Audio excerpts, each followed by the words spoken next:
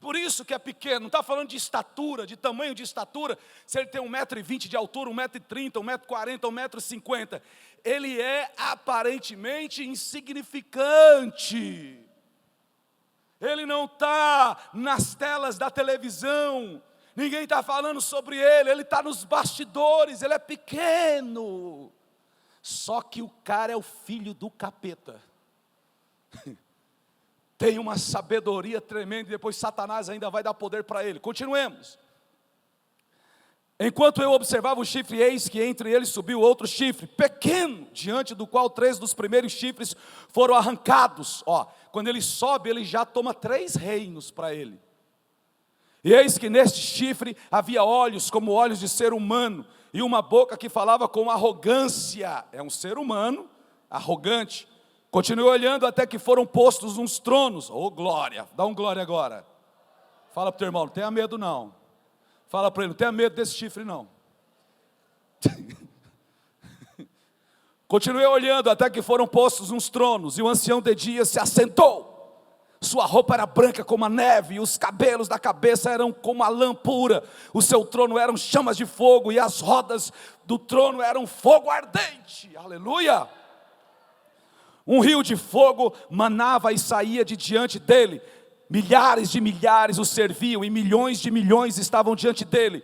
Foi instalada a sessão do tribunal, e foram abertos livros. Agora chegou a hora. Irmão, o bicho vai pegar agora. Continuei olhando por causa do som das palavras arrogantes que o chifre proferia. Olha aí o chifrinho arrogante. Fiquei olhando e vi que o animal foi morto. E o seu corpo foi destruído e entregue para ser queimado. Amém? Quanto aos outros animais, foi-lhe tirado o domínio, mas foi-lhe dada prolongação de vida por um prazo de um tempo. Aí já é uma outra história que a gente vai falar no milênio, porque bora ficar só aqui, isso não é muita coisa. Quanto aos outros animais, foi-lhe tirado o domínio, mas foi-lhe dada prolongação de vida por um prazo e um tempo. Verso 13. Eu estava olhando nas minhas visões da noite. Olha ele aí, o Senhor. E eis que vinha com as nuvens do céu alguém como um filho do homem. Ei, vem aqui comigo. Agora você, quando lê os 4 evangelhos nesse ano de 2024, você vai entender por que Jesus se denominava o filho do homem. É daqui, bora lá. Eis que estava olhando nas minhas visões da noite, e eis que vinha como as nuvens do céu alguém como filho do homem, que mostra a humanidade dele. E ele se dirigiu a um ancião de dias, e o fizeram chegar até ele. Foi-lhe dado o domínio, amém?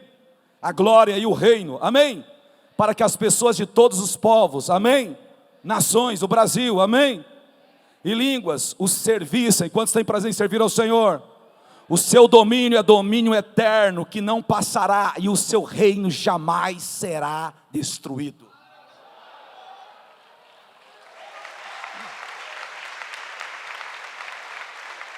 Então pega isso, o reino do nosso Senhor jamais será destruído. Ele é o rei naquela montanha que veio, no topo da montanha que deu sobre a estátua de Daniel 2.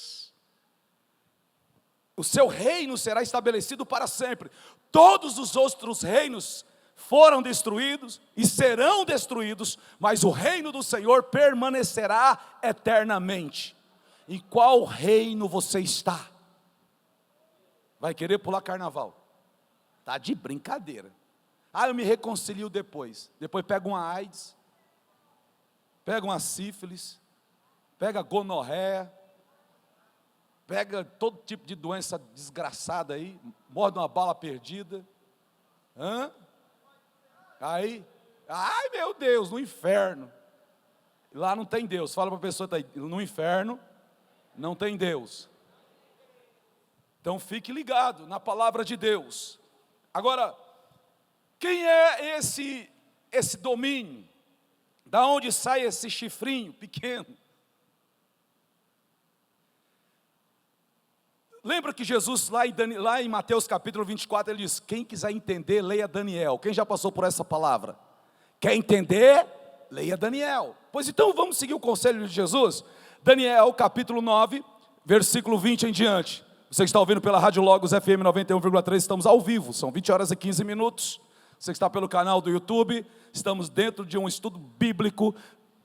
Estou falando sobre a prostituta, a meretriz, a bagaceira do mundão, de Apocalipse capítulo 17.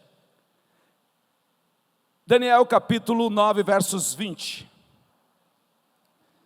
Enquanto eu ainda falava, orava, confessava o meu pecado e o pecado do meu povo de Israel, e lançava a minha súplica diante do Senhor, meu Deus, pelo monte santo do meu Deus. Sim, enquanto eu assim orava, Gabriel, o homem que eu tinha visto na minha visão anterior, veio rapidamente voando e tocou em mim. Era a hora do sacrifício da tarde, às 3 horas da tarde.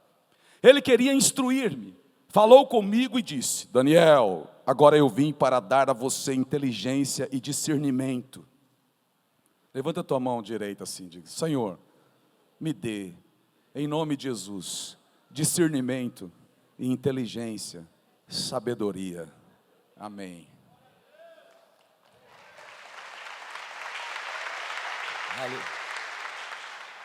Aleluia. Quando você começou a fazer as suas súplicas, foi dada uma ordem, eu vim para explicar tudo a você, porque Deus o ama muito. Portanto, preste atenção à mensagem e entenda a visão. Preste atenção, preste atenção. Amém? 70 semanas estão determinadas para o seu povo, Israel, e para a sua santa cidade, Jerusalém, para acabar com primeiro, acabar com a transgressão, para dar fim aos pecados, para expiar a iniquidade, para trazer a justiça eterna, para selar a visão e a profecia e para ungir o santo dos santos. 70 semanas para fazer tudo isso. Deus estabeleceu isso. Verso 25. Saiba e entenda isso. Desde que foi dada a ordem para restaurar e para edificar Jerusalém, até a vinda do ungido, o príncipe haverá 7 semanas e 72 semanas, 7 semanas, vem aqui comigo, 7 semanas de anos, 49 anos, quando saiu o decreto de Ciro, 49 anos, quando da reforma, de tudo que aconteceu lá, mais 62 semanas, somando semanas de anos, somando as 7 semanas, com mais as 62 semanas, dá 69 semanas, somando com os anos, dá 490 e poucos anos, bate justamente quando Jesus veio à terra e foi crucificado na cruz. 62, 7 mais 62 dá quanto? 69, mas o anjo falou de 70, falta uma, e cadê essa uma? Vai acontecer, bora para o texto. Saiba e entenda isso, desde que foi dada a ordem para restaurar e para edificar Jerusalém, até a vinda do ungido, que é Jesus, o príncipe, haverá 7 semanas e 62 semanas, até Jesus, 490 anos, isso já se cumpriu, amém? As ruas e as muralhas serão construídas, mas será em um tempo de muita angústia. Eu vou dar uma dica para vocês, mas não me leve a mal. Uma vez eu falei, uma pessoa foi me perseguir, porque eu falei: você quer entender os 400 anos de silêncio, chamado silêncio de Deus, entre o profeta Malaquias e o livro de Mateus, dá 400 anos. Nesses 4 anos, silêncio de Deus, Deus não falou de forma com os profetas, mas foi o período que mais se cumpriu profecias. E aonde é que eu vejo essa história? No livro de 1º e 2º Macabeus. É só você comprar uma Bíblia chamada Bíblia Jerusalém, e lá tem 2 livros chamados 1º e 2º Macabeus. Livros apócrifos, não são livros espirituais, são livros históricos. Não tem um livro da história do Brasil, sim ou não? Então 1º e 2º Macabeu conta a história do que aconteceu nesses 400 anos. Muitas coisas. E um outro livro para você ler também, para você entender, chama-se Flávio Josefo, um historiador judeu que estava com o general Tito, ao lado do general Tito, quando eles estavam queimando o templo, chamado Flávio Josefo. Você também vai ler isso, e você vai entender muito nesses 400 anos, chamado de o silêncio de Deus, mas foi o período que mais se cumpriu profecias. Continuemos. volta um pouquinho, nesses 400 anos, cumpre as profecias do animal, o urso, que é os medos e os persas. Cumpre-se também a profecia da cintura, do leopardo, que é de Alexandre o Grande. Cumpre-se também várias outras profecias, o ungido é morto. Cumpre-se tudo nesse período. Continuemos aqui.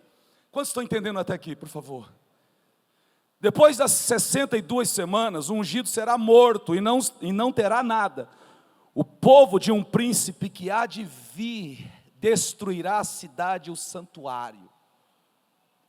Pega isso aqui, eu quero que você sublime na sua Bíblia, risca isso aqui, ó. Isso aqui é importante. O povo de um príncipe que há de vir destruirá a cidade e o santuário. Fala comigo. O povo de um príncipe que há de vir destruirá a cidade e o santuário. Preste bem atenção. O povo de um príncipe que há de vir. O povo vai destruir a cidade, e esse povo, na sua origem, o príncipe que há de vir, ele vem desse povo. E quem é esse povo? Sabe como que você vai saber quem é esse povo? Lendo Flávio Josefo. Flávio Josefo fala quem foi esse povo que destruiu Jerusalém, que queimou Jerusalém e que queimou o templo. Quem é esse povo? Esse povo eram soldados romanos, mas não eram italianos. Eu vou repetir, esse povo era soldados romanos, mas não eram italianos, não eram romanos de sangue. Lembra quando Paulo diz assim, eu sou um romano, mas ele era judeu, mas tinha dupla cidadania. Por que ele tinha dupla cidadania? Porque o seu pai judeu foi um que lutou ao lado dos romanos, conta essa história. E ele pegou cidadania romana. Por isso que a sua geração, seus filhos, tinham cidadania romana. Tanto que quando querem matar Paulo, você vai ver lá em Atos dos Apóstolos, lá no templo, aí leva Paulo, aí Paulo fala para o comandante, eu sou romano. E o comandante fala para ele, como assim? Como que você conseguiu? Porque eu paguei muito dinheiro para ser um romano. Lembram? Ele diz, pois eu sou de nascença. Ele tem a dupla cidadania, porque o seu pai, ou talvez o seu avô, conseguiu a cidadania lutando ao lado dos romanos. Então Flávio Josefo fala que o general Tito, quando ele vai para Jerusalém para destruir aquela rebelião que teve em Jerusalém, ele não teve tempo de trazer as falanges romanas, os batalhões romanos vindo da Itália, os pretorianos. Então ele pegou os regimentos que estavam ali na região da Arábia. Pegou aí? Na região da Arábia, na região da Assíria. Quantos estão entendendo agora?